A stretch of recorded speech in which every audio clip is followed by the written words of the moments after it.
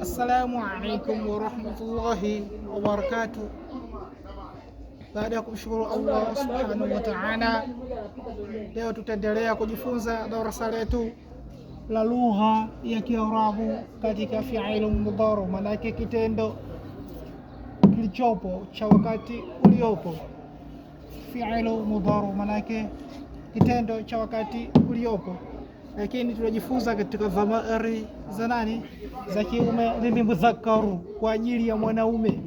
Lakini darasa yetu hili la fi'il mudhari litakuwa kama darasa letu la pili katika viwakilishi vya kiume. Hivyo basi kwanza lazima tujue, si ndivyo, nini maana ya fi'il mudhari? Fi'il mudhari manake ma huwa fi'il mudhari, nini kitendo kilichopo, kitendo cha wakati uliopo maana yake nini? Waarabu wanasemaje kuhusu kitendo cha wakati uliopo?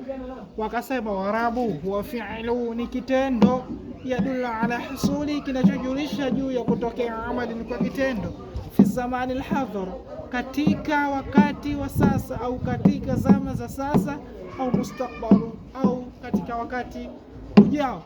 Hivyo basi hili itakuwa darasa letu la ngapi? La pili katika fi'il mudhari, katika vitendo na viwakilishi vya mwanaume. Leo tuna darasa letu huwa, huma, hum, anta, antuma na antum. Darasa lililopita tuliishia viwakilishi 6 tu, maana yake tulisoma huwa, huma, hum, anta, antuma na antum. Maana yake tulisoma viwakilishi vya mbali na viwakilishi vya karibu, lakini leo tumeongezea ana na nahnu, maana yake mimi, si ndio, na sisi. Kwa hiyo huwa maana yake yeye mwanaume, huwa maana yake wao wawili wanaume, si ndivyo? Hum maana yake wao wanaume wengi. Anta maana yake wewe. Antuma maana yake nyinyi wawili wanaume. Antum maana yake nyinyi wanaume watatu na kuendelea, yani wanaume wengi. Ana maana yake mimi, na nahnu maana yake sisi. Hivyo basi wakati uliopita, si ndivyo, tulikuwa tukisema huwa dhahaba, maana yake yeye anakwenda, yeye alikwenda. Huwa dhahaba, yeye alikwenda katika wakati uliopita. Je, sasa hivi tunasemaje? Tutasema huwa yadhhabu, maana yake yeye anakwenda sasa hivi.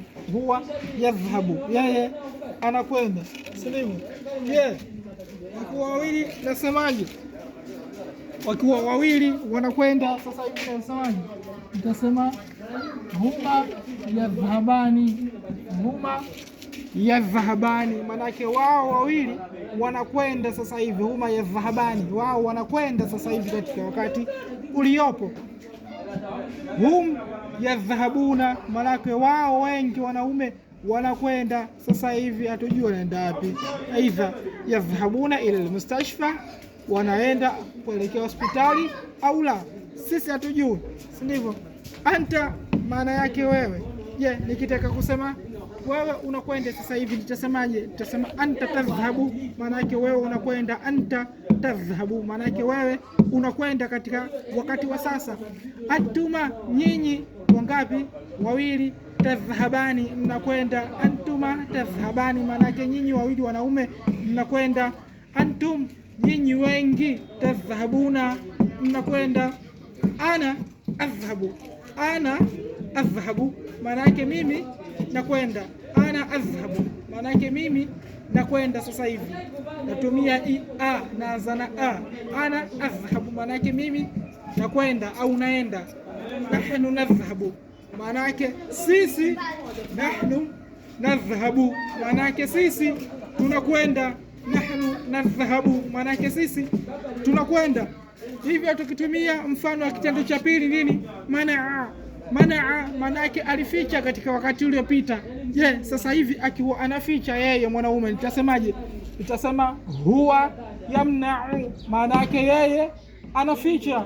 Huwa yamna'u, maana yake yeye anaficha. Huma yamna'ani, maana yake wao wawili wanaficha. Huma yamnaani, wao wawili wanaume wanaficha. Hum yamnauna, manake wao wengi wanaume wanaficha. Hum yamnauna, manake wao wanaficha. Anta tamna'u, manake wewe unaficha. Anta tamna'u, wewe unaficha. Antuma tamna'ani, manake nyinyi wawili wanaume mnaficha. Manake tofauti ya anta na huwa, ya na ta. Hapa tulisema ya dhahabu, hapa tadhhabu. Na tofauti ya huma na anta ta vile vile. Hapa tulianza na nini? Na ya dhahabani, hapa tukasema tadhhabani. Na tofauti ya antum na hum, ya tulisema ya dhahabuna, hapa tukasema tadhhabuna. Hivyo basi hizo ndio tofauti zao. Na hapa vile itakuwa tamnaani, vile vile katika antum itakuwa tamnauna, manake nyinyi mnaficha wengi. Ana amna'u, manake mimi naficha. Ana amna'u, mimi naficha. Nahnu namna'u, manake sisi tunaficha. Nahnu namna'u, sisi tunaficha. Sivyo? Nahnu namna'u, manake sisi tunaficha. Nikitumia mfano wa kitendo cha ngapi? Cha tatu.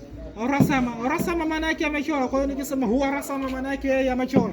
Je, akiwa anachora katika wakati wa sasa hivi nitasemaje? Nitasema huwa yeye yarsumu, anachora. Huwa yarsumu, yeye anachora.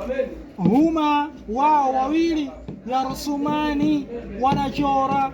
Huma yarsumani, wao wanachora. Wangapi hapa? Wawili. Hum yarsumuna, manake wao wengi wanaume. Yarsumuna, wanachora.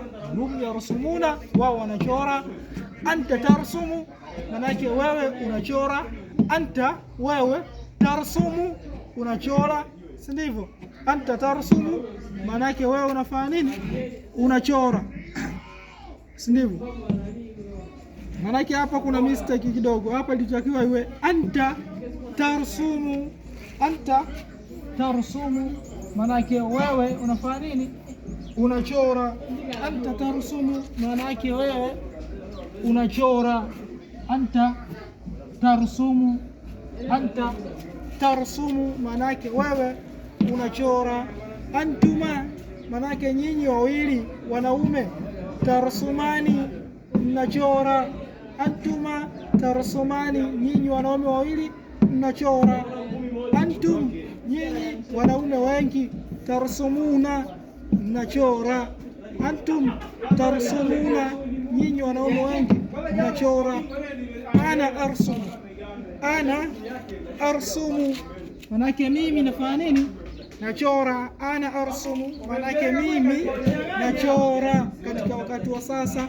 Nahnu narsumu, sisi tunachora katika wakati wa sasa.